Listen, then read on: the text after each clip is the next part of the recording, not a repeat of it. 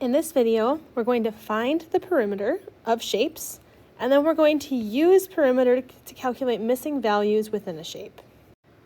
So before we can actually calculate or use perimeter, we have to talk about what perimeter actually is. So what you need to know about perimeter is that perimeter is the distance around a shape. So if we look at this square here, the perimeter would be this, this, this, and this. Like if we took a walk around the shape, how far did we walk? Now, the easiest way to find perimeter is to add up all of the side lengths.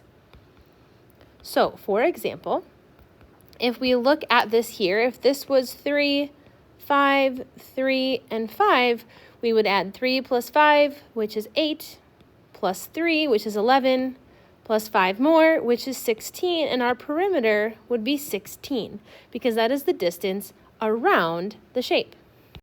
So now let's use what we know about perimeter to find the perimeter of the shapes on the screen.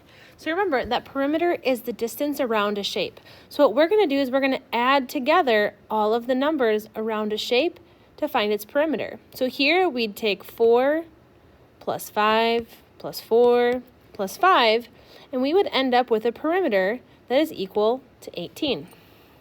If we look at this next one here, we do 9 plus 3 plus 9 plus 3, and if we add those all together, we get 24. Then if we look at this next shape here, we have 5 plus 4 plus 3.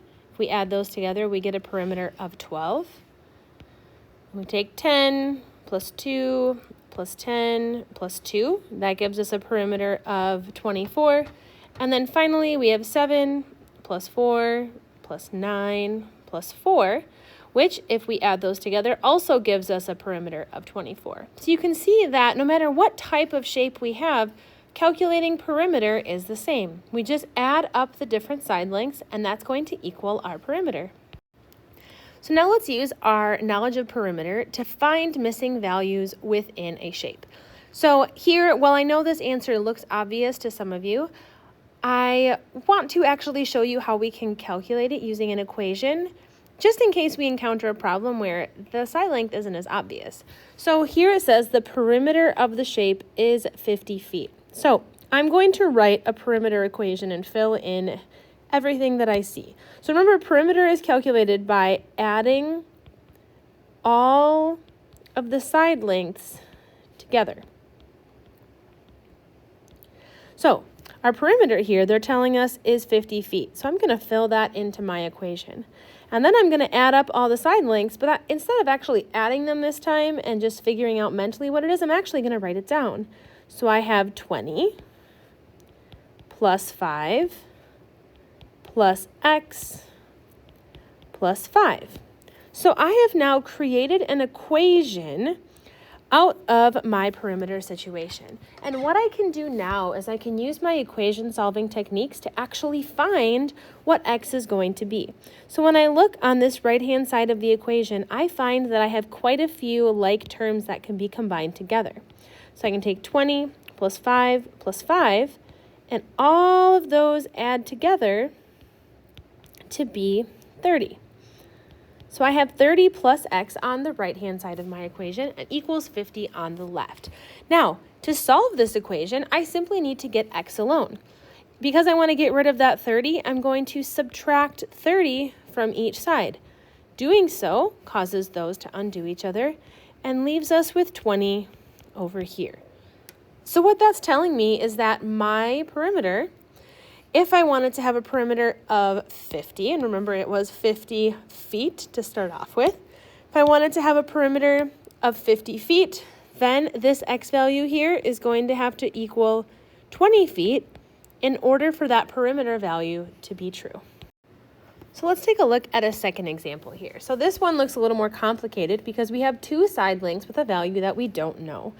So here we have a perimeter of 51. So I'm going to write that my total perimeter equals, and I'm going to add up all of my side lengths together. Now, when I look at this example, what I notice is I have more than one thing in the top and the bottom. So I'm going to surround those with parentheses so that I remember that they're grouped together.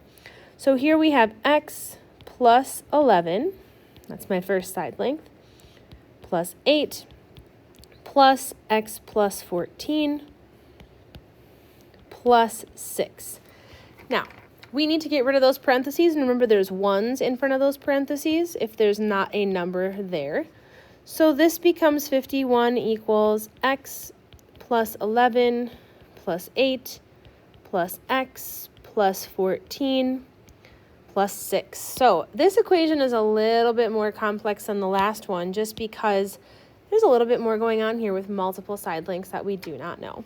So what I like to do next is look for like terms. And what I notice on the right-hand side is I have like terms of x and x. And if we have 1x plus 1x, those are going to add together to be 2x. It's like having one apple and one apple. We have 2 apples.